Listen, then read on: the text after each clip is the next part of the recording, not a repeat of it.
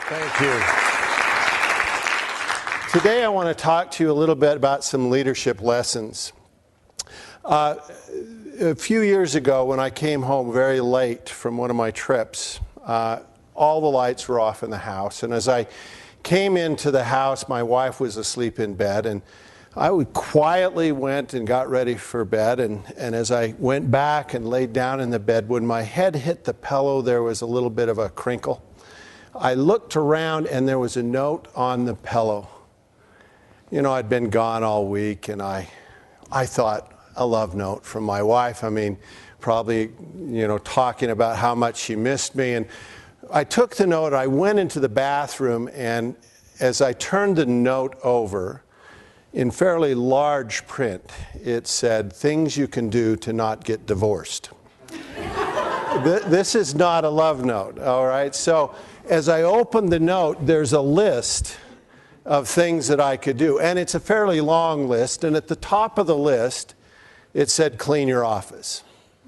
Well, I went to bed that night. I woke up early in the morning and I headed to my office. I cleaned till 2 o'clock in the afternoon. And it was spotless. Anyone would be proud of the office that I had. At that point, I got out the list again.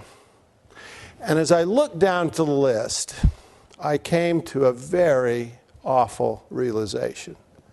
I was never going to make it through the list. Do you have a list? Most of us do. And most of us, I think, have that same struggle, that we're never going to make it through the list. Yeah, you know, there's too many things to do and not enough time to do it in. Well, most of us, what we do when we face that dilemma is we prioritize. And I thought I'd done a very good job of that. After all, I worked on the number one item: clean your office. So through the years, cleaning the office has usually been a top priority issue for my wife. But as I've observed that particular issue, I've come to a conclusion. It has almost nothing to do with the quality of our marriage. My office can be dirty and our marriage can be great. My office can be clean and my wife can be frustrated. Even though it feels like it's number one, there's some other things that are clearly more important. The dilemma for all of us is some things that we think are very important oftentimes aren't when we really look at how they affect people. The first insight has to do with focusing on the things that make the biggest difference. And what I had to do to understand that was to look at some data and look at what kinds of things really affected my wife. When Jack Zenger and I got together, the first thing we did is we wanted to know which leadership behaviors made the biggest difference. So we collected data from hundreds of thousands of assessments of thousands of leaders. We had over 2,000 items or behavioral descriptions of leaders. And as we looked at all those items, we did statistical analysis to say, what do the best leaders do and what do the worst leaders do? And what we found is that some of those items separated a lot, they differentiated a lot, and they really gave us some clues into which leadership behaviors mattered the most. Again, we were fooled by our own intuition.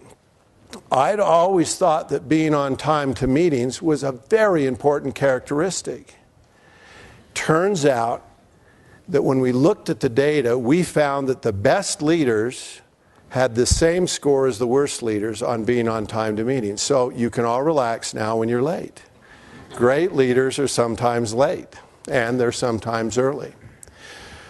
While that one didn't differentiate, there were 16 behaviors that were highly significant. And these 16 behaviors were a guide to us at helping leaders understand the difference between being great and being good. Focusing on these behaviors made an enormous difference in a leader's ability to be successful. Now, typically when we help leaders to improve, we measure them on these behaviors. Occasionally, people get some very low scores on some of those behaviors or maybe even one of those behaviors. Now, we call this low score a fatal flaw. And it's different than a weakness. Let me ask you a question. How many of you here have something that you may consider or others might consider a weakness? Anybody? Oh, everyone's raising their hands. What a surprise. We all have weaknesses, right? But there's a difference between a weakness and a fatal flaw. You need to pay attention to fatal flaws. Let me show the impact of having a fatal flaw. People with a fatal flaw, their average effectiveness rating was the 18th percentile. This negative trait really sunk them in terms of their effectiveness. And the advice we give to leaders if they have a fatal flaw is you need to fix it. You don't need to turn it into a profound strength, but you need to take it out of that danger zone.